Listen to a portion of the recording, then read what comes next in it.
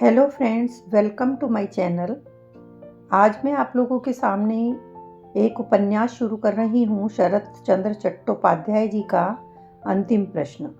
उन्होंने 30 से ज़्यादा उपन्यास लिखे, जैसे परिणीता, देवदास, बड़ी दीदी, मंजली दीदी आदि। लेकिन अंतिम प्रश्न अपने समय से काफ़ी आगे है, उस समय के सामाजिक परिवेश से हटकर है। उस समय की नारी काफ़ी कम पढ़ी लिखी होती थी, जो सिर्फ चार दीवारी में रहकर ही अपना जीवन बिता देती थी। पर इस कहानी की पात्र कमल, जो शिवनाथ के साथ लिव इन रिलेशनशिप में रहती है, उस जमाने में कोई भी कॉन्सेप्ट नहीं जानता था। इस तरह की नारी को असम्मान की नज़र से देखा जाता था। लेकिन कमल इस मेल डोमिनेटेड सोसाइटी की थोपी हुई ट्रेडिशनल वैल्यूज़ को चैलेंज करती है। वो अपने विचारों को लॉजिक के साथ रखने का साहस रखती है। ज़्यादातर पुरुष इस तरह की नारी को अच्छा नहीं मानते। शिवनाथ, जो अपनी पत्नी को धोखा देता है कमल के लिए, और कमल को धोखा देता है मनोरमा के लिए। इस कहानी का मुख्य डिस्कशन का सेंटर आशुतोष बनर्जी या आशु बाबू का घर है, जो एक वृद्ध हैं जिनकी स्त्री का निधन हो चुका है। ये नॉवल काफ़ी बोल्ड विषय पर आधारित है। मुझे ये अच्छा लगा तो मैंने सोचा ये आप लोगों के साथ शेयर करना चाहिए। इसको मैं 25 भागों में आप लोगों के सामने प्रस्तुत करूंगी। तो आइए सुनते हैं इसका पहला भाग। अलग अलग समय और भिन्न भिन्न कार्य के उपलक्ष्य में बहुत सारे बंगाली परिवार पश्चिम के आगरा शहर में रहते थे। कोई तो कई पीढ़ियों से रहता था, तो कोई अभी नया ही था। चेचक की बीमारी और प्लेग के सिवा इनका जीवन निर्विघ्न ही कट रहा था। अब बादशाहों के किले और इमारत देखने का शौक पूरा हो चुका है। अमीरों की छोटी बड़ी मंजिली टूटी हुई ठीक ठाक कहाँ कितनी कब्रें हैं, इन्हें याद हो चुकी हैं। और तो और विश्वविख्यात ताजमहल में भी कुछ नया नहीं दिखाई देता। शाम को उदास आंखों से चांदनी में, अधखुली आंखों से यमुना के इस पार से उस पार से सौंदर्य उपलब्ध करने के लिए जितने भी रास्ते थे, ये लोग आजमा चुके थे। किस बड़े आदमी ने कब क्या लिखा, किस किसने कविताएं लिखी, जोश में आकर किसने फांसी लगानी चाहिए, ये लोग सब जानते थे। जानकारी में कहीं कोई कमी नहीं थी। इनके छोटे छोटे बच्चे भी जानते थे कि कहाँ कौन सी बेगम का शयन कक्ष था और कहाँ कहाँ जाट सरदार ने खाना पकाकर खाया था। उस कालिक के निशान कितने प्राचीन हैं, किस लुटेरे ने कितने हीरे मोती लूटे और उनका मूल्य कितना होगा, कुछ भी अनजाना नहीं है। इस ज्ञान और निश्चिंतता के बीच एक दिन अचानक बंगाली परिवार में चंचलता दिखाई दी। रोज मुसाफिरों का समूह आता है जाता है। अमेरिकन टूरिस्ट और वृंदावन से लौटे वैष्णवों की भीड़ होती है। किसी को कोई उत्सुकता नहीं। दिन का काम है, दिन बीत जाता है। ऐसे समय एक प्रौढ़ उम्र के बंगाली साहब अपनी शिक्षिता, सुंदर और यौवन से पूर्ण बेटी को लेकर स्वास्थ्य लाभ के बहाने इस शहर में एक बड़ा सा मकान किराए पर लेकर रहने आए।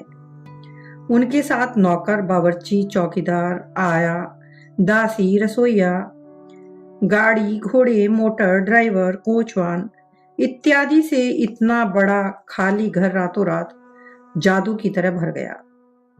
उन व्यक्ति का नाम है आशुतोष गुप्त, बेटी का नाम है मनोरमा। सहज ही सब समझ गए कि यह धनी व्यक्ति हैं, मगर ऊपर जिस चंचलता का उल्लेख किया है उसका कारण इनकी संपत्ति नहीं, मनोरमा की शिक्षा और रूप की ख्याति भी नहीं। उसका कारण है आशु बाबू का सहज भद्र आचरण। बेटी के साथ वे खुद सबसे जाकर मिले और बोले, मैं बीमार व्यक्ति हूं, आप लोगों का मेहमान, इसलिए अगर आप लोग मुझे अपनों में शामिल नहीं करेंगे तो मेरा यहाँ रहना मुश्किल हो जाएगा। मनोरमा सबके घरों के भीतर जाकर औरतों से मुलाकात करके आई उसने भी अपने बीमार पिता की ओर से निवेदन किया कि लोग उन्हें पराया न माने। इसी तरह की बहुत सी अच्छी बातें थी। सुनकर सब खुश हुए। तभी से आशू बाबू की मोटर और तांगा जब तब किसी के घर के आग को लेकर आशू बाबू के घर आते, फिर छोड़ने जाते। बातचीत, गाना बजाना और देखी हुई जगहों को दोबारा देखना इत्यादि से ऐसी महफिल जम गई कि ये लोग बड़े आदमी हैं या नए आए हैं, यह सब भूलने में सबको हफ्ता भर भी नहीं लगा। मगर ये लोग हिंदू हैं या ब्रह्म समाजी, यह बात संकोच के कारण किसी ने नहीं पूछी। दूसरे देश में इसकी जरूरत भी नहीं पड़ती, मगर इनके व्यवहार से जितना समझ आता था उससे सभी को यही समझा था सबने कि ये लोग ब्रह्म समाजी हैं। ज्यादातर उच्च शिक्षित बंगालियों की तरह ये लोग भी खाने पीने में छुआछूत नहीं मानते थे। घर का बावर्ची मुसलमान है, यह बात सब ना भी जानते हों, मगर इस बात को सभी जानते थे कि इतनी उम्र तक लड़की को अविवाहित रखकर उन्होंने कॉलेज में पढ़ाया लिखाया, वह किसी भी समाज के हों, संकीर्णता के बंधन से मुक्त हैं। अविनाश मुखर्जी कॉलेज के प्रोफेसर हैं। कई साल पहले पत्नी का देहांत हो गया था, मगर उन्होंने दोबारा विवाह नहीं किया था। घर में 10 साल का बेटा है। अविनाश कॉलेज में पढ़ाता है और दोस्तों के साथ मस्ती करता है। हालत अच्छी है, निश्चिंत शांत जीवन बीत रहा है। लगभग 2 साल पहले विधवा साली मलेरिया ग्रस्त होकर हवा परिवर्तन करने अपने बहनोई के पास आई। बुखार तो ठीक हो गया, मगर बहनोई ने रोक लिया। आजकल घर की देखभाल वही करती है, बच्चों की देखभाल, घर के कामकाज इत्यादि करती है। मित्रगण उनके रिश्ते की चर्चा करके मजाक करते हैं। अविनाश हंसता कहता, बेकार में शर्मिंदा करके और मत जलाओ, किस्मत ही ऐसी है, नहीं तो कोशिश में कोई कमी नहीं है। अब सोचता हूं चलो भ्रम ही सही अच्छा है। अविनाश अपनी पत्नी से बहुत प्यार करता था। घर में चारों ओर उसकी तस्वीरें लगा रखी थी। शयन कक्ष की दीवार पर उसकी एक बड़ी सी तस्वीर टांग रखी थी, ऑयल पेंटिंग महंगे फ्रेम में। हर हफ्ते बुधवार की सुबह अविनाश उस तस्वीर पर माला टांग देता। उसकी मृत्यु बुधवार को हुई थी। अविनाश मस्त मौला किस्म का व्यक्ति है। ताश, पासा इत्यादि खेल में उसकी बड़ी रुचि है। इसीलिए छुट्टी के दिन उसके घर बहुत से लोग आते थे। आज किसी कारण कॉलेज बंद था। भोजन के बाद सारे प्रोफेसर उसके घर आए हैं। 2 लोग बिस्तर पर ताश खेल रहे हैं और 2 झांक कर खेल देख रहे हैं। बाकी के लोग डिप्टी और मुंशी की कम अक्ल की तुलना में वेतन ज्यादा मिलने के कारण पर बहस करते हुए गवर्नमेंट पर अपना गुस्सा उतार रहे हैं। उसी समय दरवाजे पर एक बड़ी सी मोटर आकर रुकी। अगले ही पल आशू बाबू अपनी बेटी के साथ आते हुए दिखाई दिए। सबने सम्मान पूर्वक उनका स्वागत किया। उनकी बहस पानी में बह गई। उनके विचार स्थगित हो गए। अविनाश ने हाथ जोड़कर विनय पूर्वक कहा, मेरा सौभाग्य है कि आपके चरण मेरे घर पर पड़े, मगर अचानक इस समय? यह कहकर उसने मनोरमा को कुर्सी दी। आशू बाबू पास ही पड़ी आराम कुर्सी पर अपने बड़े से शरीर को गिराकर अकारण ही जोर से हंसकर बोले, आशू का समय असमय इतनी बड़ी बदनामी तो तुम्हारे छोटे चाचा भी नहीं कर सकते अविनाश बाबू। मनोरमा ने धीमे स्वर में हंसते हुए कहा, यह क्या कह रहे हो पिताजी? आशू बाबू बोले, तो छोड़ो छोटे चाचा को, बेटी को आपत्ति है, मगर किसी माई के लाल में हिम्मत नहीं है कि ऐसा उदाहरण दे सके। यह कहकर अपनी ही कही हुई बात पर इतने जोर से हंसे कि कमरा हिल गया। हंसी रुकने पर कहा, मगर क्या कहूं महाशय, बीमारी से पंगु हूं, नहीं तो मेरे चरणों का आपने जो इतना गौरव बढ़ाया, उन चरणों की धूल झाड़ने के लिए आपको एक नौकर रखना पड़ता अविनाश बाबू। मगर आज और नहीं बैठ सकता, चलना होगा। उनके आने का कारण जानने के लिए सभी उनकी ओर देखने लगे। आशु बाबू बोले, एक निवेदन है। मंजूर करवाने के लिए बेटी तक को खींच लाया। कल भी छुट्टी है। शाम को घर में गाने बजाने का आयोजन किया है। सपरिवार आना है आपको। उसके बाद मुंह मीठा करना है। बेटी से बोले, मणि जा भीतर जा कर कहा, बेटी देर मत कर। और एक बात, माय यंग फ्रेंड्स, लड़कियों के लिए नहीं, हम पुरुषों के लिए दोनों प्रकार के खाने की व्यवस्था होगी। अर्थात प्रेजुडिस अगर ना हो तो नहीं समझे। नहीं समझे? समझ तो सभी गए और एक साथ सभी ने कहा कि उनका प्रेजुडिस नहीं है। आशु बाबू खुश होकर बोले, होना भी नहीं चाहिए। बेटी से बोले, मणि भोजन के संबंध में भी भीतर पूछना मत भूलना। हर घर में जाकर उनकी पसंद पूछकर घर लौटने में शायद हमें शाम हो जाएगी। जल्दी से पूछाओ बेटी।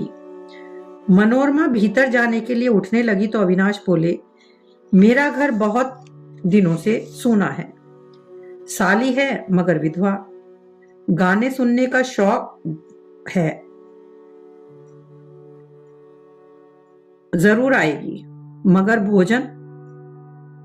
आशु बाबू जल्दी से बोले, उसकी फिक्र ना करें आशु बाबू, मेरी मणि है ना, मछली मांस प्याज लहसुन यह स्पर्श भी नहीं करती। अविनाश ने चौंकते हुए पूछा, मांस मछली नहीं खाती है? आशु बाबू बोले, पहले सब कुछ खाती थी, मगर बाबा जी नहीं चाहते। वह तो सन्यासी किस्म के व्यक्ति हैं। पल भर में ही मनोरमा का चेहरा लाल हो गया। पिता की बात पूरी नहीं होने दी, बोली, आप क्या कह रहे हैं पिताजी? पिता चुप हो गए और बेटी के स्वर की स्वाभाविकता मृदुता उनके भीतर के कड़वेपन को ढक नहीं पाई। उसके बाद बातचीत चल नहीं पाई और 2-4 मिनट बैठने के बावजूद आशु बाबू ने तो बातें की, मगर मनोरमा बात नहीं कर पाई। और दोनों के जाने के बाद भी सब पर वही चुप्पी कुछ देर तक छाई रही। मित्र मंडली में किसी ने एक दूसरे से कुछ नहीं कहा, मगर सब सोचने लगे, अचानक ये बाबा जी कहां से आ गए? आशु बाबू को कोई पुत्र नहीं है, मनोरमा ही इकलौती संतान है, यही सब जानते थे। और खुद मनोरमा अभी कुंवारी है, ऐसा कुछ लगता तो नहीं। किसी ने सीधे यह प्रश्न तो नहीं किया, मगर इस संबंध में संशय तो किसी के मन में नहीं था। यह सन्यासी किस्म का व्यक्ति जो कोई भी है, जहां भी रहता है, वह सहज व्यक्ति नहीं है, क्योंकि उनका निषेध नहीं, सिर्फ अनिच्छा के कारण ही इतने बड़े धनवान की इकलौती बेटी ने मांस मछली लहसुन प्याज सब छोड़ दिया है। और शर्माने का या छिपाने जैसा ऐसा है क्या? पिता संकोच वश चुप हो गए और बेटी शर्म से लाल होकर स्तब्ध रह गई। यह सारा मामला सभी को अप्रीतिकर रहस्य जैसा लगा और इस अजनबी समाज से, परिवार से सहज ही मिलने जुलने की जो धारा बहनी शुरू हुई थी, अचानक उसमें जैसे बाधा पहुंची। लग रहा था आशु बाबू शायद शहर में किसी को भी बुलाना नहीं छोड़ेंगे, मगर देखा गया बंगालियों में जो खास थे उन्हीं को बुलाया गया है। सारे प्रोफेसर घर आ पहुंचे। घर की औरतों को पहले ही गाड़ी भेजकर बुलवा लिया गया था। बड़े से कमरे के फर्श पर कारपेट बिछाकर जगह बनाई गई है। उस पर 2 उस्ताद वाद्य यंत्र लगा रहे हैं। बहुत सारे लड़के लड़कियां उनके चारों ओर बैठे हैं। घर के मालिक कहीं और थे, खबर पाकर वहां आ पहुंचे। दोनों हाथ ऊपर करके नाटक की भंगिमा करके बोले, आप सबका स्वागत है, मोस्ट वेलकम। उस्ताद जी की ओर इशारा करके आवाज नीची करके एक आंख बंद करके बोले, डरिएगा नहीं, सिर्फ इन्हीं की म्याऊं म्याऊं सुनने के लिए आप लोगों को नहीं बुलवाया। सुनाऊंगा, ऐसे गीत भी सुनाऊंगा कि मुझे आशीर्वाद देकर फिर घर लौटेंगे आप सब। सुनकर सब खुश हो गए। सदा प्रसन्न रहने वाले अविनाश बाबू चेहरे पर खुशी का भाव लाकर बोले, क्या कह रहे हैं आशु बाबू? इस अभागे देश के सभी लोगों को मैं जानता हूं। अचानक यह रत्न आपको कहां मिला? आविष्कार किया है मैंने, आविष्कार किया है। आप लोग नहीं पहचानते? ऐसा नहीं है, शायद आप भूल गए हैं। चलिए दिखाता हूं। यह कहकर लगभग सबको धकियाते हुए वो पर्दा हटाकर अपनी बैठक में पहुंचे। वह व्यक्ति थोड़ा श्याम वर्ण था मगर रूपवान था। जितनी लंबी देह उतना ही सुंदर शरीर का गठन। नाक, आंख, भवें, ललाट, अधर की रेखा एकमात्र नर देह में। इस सुंदर तरीके से यह कितने विस्मय की बात है। उस व्यक्ति को देखे बिना अनुमान नहीं लगाया जा सकता। अचानक देखकर चौंकना पड़ता है। उम्र 32 के आसपास होगी मगर पहली बार देखने में और कम लगती है। सामने सोफे पर बैठकर मनोरमा से बातें कर रहे थे वे। सीधे होकर बैठकर हंसकर बोलिए, आइए। मनोरमा ने खड़े होकर आगंतुकों को नमस्कार किया मगर नमस्कार का उत्तर कोई नहीं दे पाया। अचानक सब विचलित हो गए। उम्र में बड़े अविनाश बाबू थे और कॉलेज के पद के हिसाब से भी सीनियर। उन्होंने कहा, आगरा कब लौटे शिवनाथ बाबू? जो भी हो, हमें तो पता ही नहीं चला। शिवनाथ बोले, अच्छा, आश्चर्य है। फिर मुस्कुराकर बोले, मैं ही नहीं समझ पाया अविनाश बाबू कि मेरे लौटने का आप लोग इतना इंतजार कर रहे थे। उत्तर सुनकर अविनाश बाबू ने तो हंसने की कोशिश की मगर उनके सहयोगियों के चेहरे क्रोध से तन गए। कारण कुछ भी हो, इस गुणी व्यक्ति से सब पहले से ही नाराज हैं। यह जानते हुए भी उनका ताना सुनकर विरोध इतना कटु, रूढ़ और स्पष्ट हो उठा कि सिर्फ मनोरमा और उसके पिता ही नहीं, सदानंद स्वभाव अविनाश भी चकित रह गए। मगर यह मामला आगे नहीं बढ़ा। अभी के लिए यहीं थम गया। पास वाले कमरे से उस्ताद जी का स्वर सुनाई दिया और अगले ही पल घर के सरकार ने आकर कहा, सब कुछ तैयार है, बस आप लोगों के इंतजार में ही गाना बजाना शुरू नहीं हो पा रहा। पेशादारी उस्तादी संगीत अक्सर जैसा होता है, यहां भी वैसा ही हुआ। विशेष कुछ नहीं था मगर थोड़ी देर बाद इस छोटी सी महफिल में थोड़े से श्रोताओं के बीच में शिवनाथ के गीत सचमुच बहुत अच्छे लगे। सिर्फ उनकी सधी हुई आवाज ही नहीं, इस विद्या के असाधारण पंडित हैं वो। उनके गाने का सीधा साधा तरीका, सुरों की सरल गति, चेहरे पर भावों का आना जाना, आंखों की अभिभूत उदास नजर, सब कुछ एक ही जगह केंद्रित होकर यह सर्वागीण तान लय शुद्ध संगीत जब समाप्त हुआ तब लगा कि मां सरस्वती ने दोनों हाथों से इस साधक पर आशीर्वाद उड़ेल दिया हो।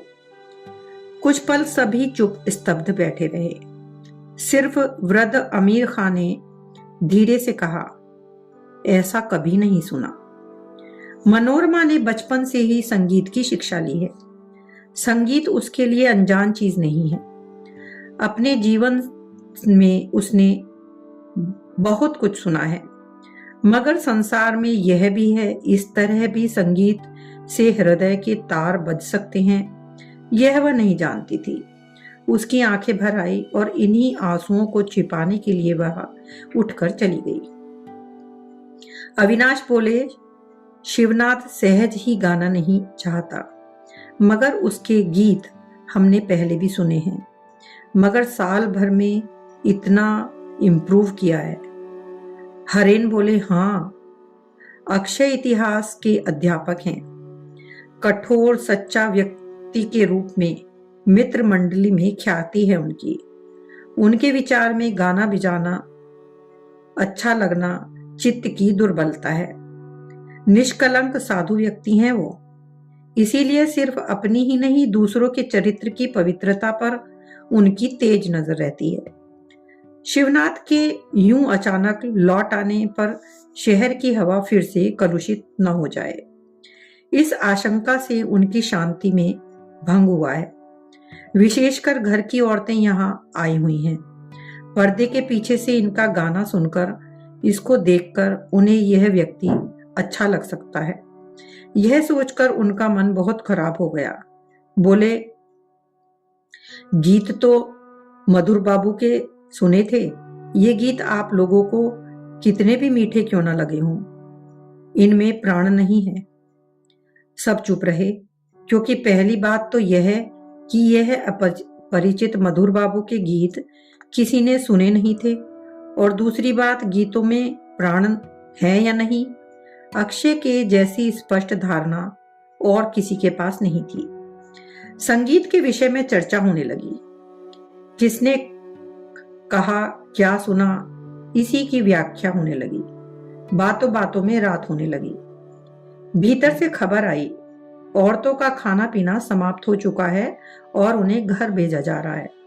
वृद्ध सदर आला ने ज्यादा रात हो गई है कहकर विदा ली, और बीमार मुंसिफ बाबू पानी और पान लेकर उनके साथ हो लिए। सिर्फ प्रोफेसर गण रह गए, उन्हें भी भोजन के लिए बुलाया गया। ऊपर के खुले बरामदे में आसन बिछाकर व्यवस्था की गई। आशु बाबू भी उनके साथ बैठ गए। औरतों का काम निपटाकर मनोरमा भी आ पहुंची। शिवनाथ को भूख जितनी भी लगी हो, उनकी भोजन में रुचि नहीं थी। वह बिना भोजन किए ही जाना चाहता था, मगर मनोरमा ने उनको जाने नहीं दिया। पीछे पड़कर सबके साथ बिठा ही दिया। धनवान घर का जैसा आयोजन होना चाहिए, वैसा ही आयोजन था।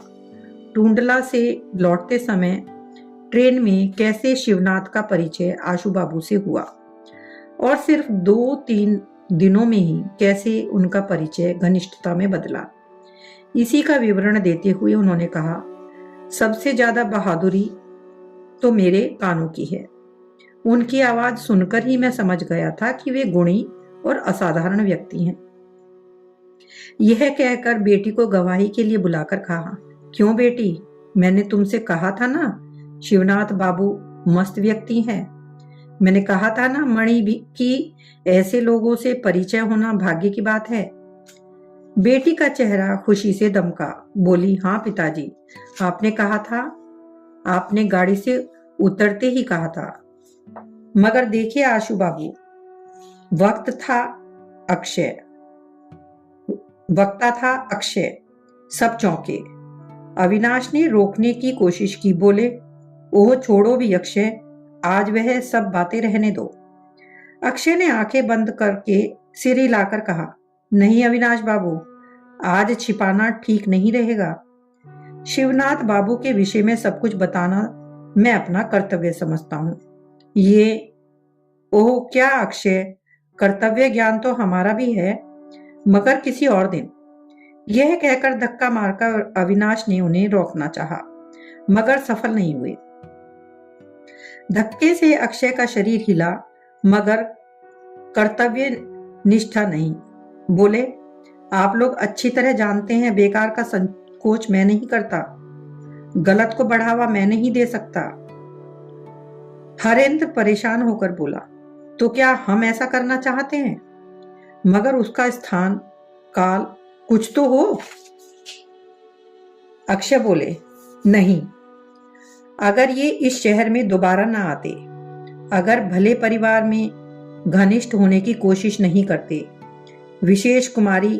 विशेषकर कुमारी मनोरमा अगर न जुड़ती। उद्वेग से आशु बाबू व्याकुल हो उठे और अनजान आशंका से मनोरमा के चेहरे का रंग उड़ गया। हरेंद्र बोले, इट्स टू मच। अक्षय ने जोर से प्रतिवाद किया, नो इट्स नॉट। अविनाश बोले, ओहो ये क्या कर रहे हो तुम लोग? अक्षय ने किसी की बात नहीं सुनी। बोले, एक दिन आगरा में ये भी प्रोफेसर थे, उन्हें आशु बाबू को बताना चाहिए था कि इनकी नौकरी क्यों गई। हरेंद्र बोले, अपनी मर्जी से छोड़ी थी, पत्थर का व्यापार करने के लिए। अक्षय ने कहा, झूठ। शिवनाथ चुपचाप भोजन कर रहा था, जैसे इस बहस से उसका कोई संबंध ही नहीं है, मगर इस बार चेहरा उठाकर बोला, झूठ ही तो है, क्योंकि प्रोफेसरी अपनी इच्छा से नहीं छोड़ता तो दूसरों की इच्छा अर्थात आप लोगों की इच्छा से छोड़नी पड़ती, और यही तो हुआ। आशु बाबू ने विस्मय पूर्वक कहा, क्यों? शिवनाथ बोले, शराब पीने के लिए। अक्षय ने फिर प्रतिवाद किया। बोले, नहीं, शराब पीने के अपराध में नहीं, नशे में बहकने के अपराध में। शिवनाथ बोले, जो शराब पीता है वही कभी कभी बहकता है, जो नहीं बहकता या तो वो झूठ बोल रहा है या शराब के बदले पानी पीता है। यह कहकर हंसने लगा। गुस्से में अक्षय कठोर होकर बोले, आप निर्लज की तरह हंस सकते हैं, मगर हम आपका अपराध माफ नहीं कर सकते। शिवनाथ बोले, आप माफ करें, ऐसा मैंने तो नहीं कहा। मैं तो अपनी मर्जी से नौकरी छोड़ दूं, इसके लिए आप लोगों ने बहुत मेहनत की थी, इस सत्य को मैं स्वीकारता हूं। अक्षय बोले, तो मैं आशा करता हूं कि एक और सत्य आप स्वीकार करेंगे। आप शायद नहीं जानते कि आपकी बहुत सारी खबर मैं जानता हूं। शिवनाथ गर्दन हिलाकर बोला, नहीं जानता। हाँ, इतना जानता हूं कि किसी और के लिए आपका कौतूहल जितना ज्यादा है, उसके विषय में खबर संग्रह करना भी उतना ही सच है। क्या स्वीकार करना है? आदेश दीजिए। अक्षय बोले, आपकी पत्नी है, उन्हें छोड़कर आपने दूसरा विवाह किया है, सच है या नहीं? आशु बाबू अचानक गुस्से में आ गए। आप यह सब क्या कह रहे हैं अक्षय बाबू? यह कभी हो सकता है? शिवनाथ ने खुद ही कहा, मगर ऐसा ही हुआ है आशु बाबू, उन्हें छोड़कर मैंने दूसरा विवाह किया है। क्या कह रहे हैं आप? क्या हुआ था? शिवनाथ बोला, कुछ खास नहीं, पत्नी हमेशा बीमार रहती थी, उम्र भी 30 के करीब पहुंच गई। औरत के लिए इतना काफी है। उस पर बीमारी के कारण दांत गिर गए, बाल सफेद होकर बिल्कुल ही बुढ़ी हो गई थी, इसलिए उसे छोड़कर दूसरा विवाह करना पड़ा। आशु बाबू की फटी निगाहों से उसको देखने लगे। सिर्फ इसलिए? और उसका कोई अपराध नहीं था? शिवनाथ बोला, नहीं, झूठा लांछन लगाकर क्या फायदा आशु बाबू? उसका यह निर्मल सत्य सुनकर अविनाश को गुस्सा आ गया। फायदा क्या आशु बाबू? बेवफा, तुम्हारा फायदा नुकसान जाए चूल्हे में। एक बार झूठ ही कह दो कि उसने बहुत बड़ी गलती की थी इसलिए उसे छोड़ दिया। एक झूठ से तुम्हारे पाप नहीं बढ़ेंगे। शिवनाथ नाराज नहीं हुआ, बोला, ऐसी बेकार की बातें मैं नहीं कर सकता। हरेंद्र अचानक गुस्से में जलकर बोला, विवेक नाम की कोई चीज है आप में शिवनाथ बाबू? शिवनाथ इस पर भी नाराज नहीं हुआ, शांत भाव से बोला, ऐसे विवेक का कोई अर्थ नहीं है। झूठे विवेक की जंजीर पैरों में डालकर खुद को पंगु बनाने के पक्ष में नहीं हूं मैं। हमेशा दुख भोगते रहो, यह जीवन का उद्देश्य नहीं है। आशु बाबू गहन पीड़ा से पीड़ित होकर बोले, मगर अपनी पत्नी के दुख के विषय में एक बार सोचकर देखिए। उनका बीमार होना दुख का विषय हो सकता है, मगर बीमार होना अपराध तो नहीं है शिवनाथ बाबू। बिना दोष के, किसी दोष के मैं सारा जीवन दुख में क्यों काटूं? एक व्यक्ति का दुख दूसरे व्यक्ति पर लादने में न्याय होता है कोई? मुझे इस बात पर विश्वास नहीं है। आशु बाबू ने और बहस नहीं की, एक लंबी श्वास छोड़कर चुप हो गए। हरेंद्र ने पूछा, दूसरा विवाह हुआ कहां? गांव में ही सौतन के रहते लड़की दे दी, शायद उसके माता पिता नहीं है। शिवनाथ बोला, नहीं, हमारी नौकरानी की विधवा बेटी थी। आपकी नौकरानी की बेटी? कमाल है। जाति क्या है? ठीक से नहीं पता, शायद जुलाहे हैं। अक्षय बहुत देर से कुछ नहीं बोले थे। उन्होंने पूछा, उसे अक्षर ज्ञान तो होगा नहीं? शिवनाथ बोला, अक्षर ज्ञान के लालच में विवाह नहीं किया। विवाह किया रूप के कारण। रूप की उसमें कोई कमी नहीं। इस बात के बाद मनोरमा ने दोबारा उठने की कोशिश की, मगर इस बार भी उसके दोनों पैर पत्थर की तरह भारी हो गए। कौतूहल और उत्तेजनावश किसी ने उसकी ओर नहीं देखा।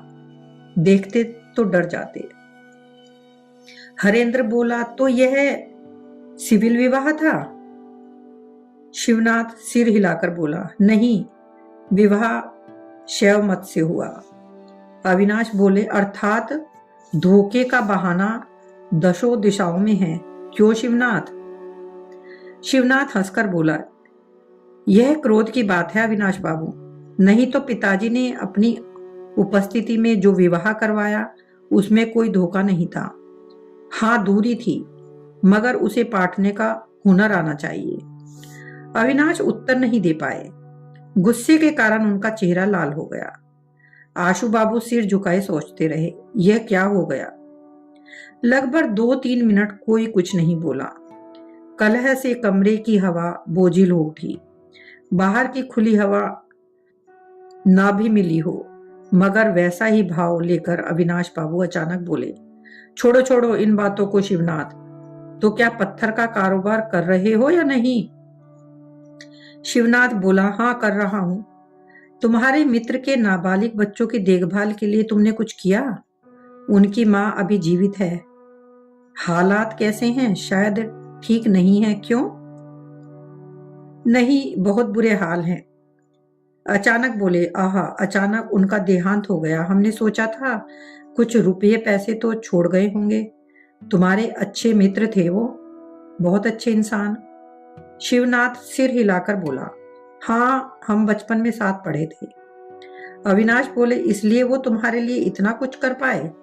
फिर रुककर बोले, मगर कुछ भी हो शिवनाथ, जब कारोबार तुम्हें ही संभालना है तो तुमने अपना हिस्सा क्यों नहीं मांगा वेतन की तरह? शिवनाथ ने बात पूरी होने नहीं दी। बोला, हिस्सा कैसा? कारोबार तो मेरे अकेले का है। प्रोफेसर मुंह खुला का खुला रह गया। अक्षय बोले, पत्थर का कारोबार अचानक आपका कैसे हो गया शिवनाथ बाबू? शिवनाथ ने गंभीर होकर कहा, मेरा ही है। अक्षय बोले, नहीं, हम सब जानते हैं, योगिन बाबू का है। शिवनाथ ने जवाब दिया, जानते हैं तो अदालत में जाकर गवाही क्यों नहीं दी? कौन सा डॉक्यूमेंट था? सुना था कुछ? अविनाश ने चौंक कर पूछा, नहीं सुना तो नहीं, मगर यह मामला क्या अदालत तक पहुंच गया था? शिवनाथ बोला, हाँ, योगिन के रिश्तेदार ने शिकायत की थी। बिक्री मुझे नहीं, मुझे ही मिली। अविनाश लंबी श्वास लेकर बोले, अच्छा हुआ, तो अंत में विधवा को कुछ भी देने की जरूरत ही नहीं पड़ी। शिवनाथ बोला, नहीं, खालिम चप एक किस्म का पकोड़ा होता है, बहुत अच्छा बना है, और लाना। आशु बाबू चकित भाव से बैठे बोले, चौंक कर बोले, अरे आप लोग कुछ खा क्यों नहीं रहे? सबकी भोजन के प्रति रुचि और भूख गायब हो चुकी थी। मनोरमा चुपचाप उठकर जाने लगी। शिवनाथ ने पुकार कर कहा, यह का क्या, हमारा भोजन अभी समाप्त नहीं हुआ और आप जा रही हैं? मनोरमा ने इस बात का कोई उत्तर नहीं दिया, पलटकर देखा भी नहीं। घृणा से उसके रोंगटे खड़े हो गए।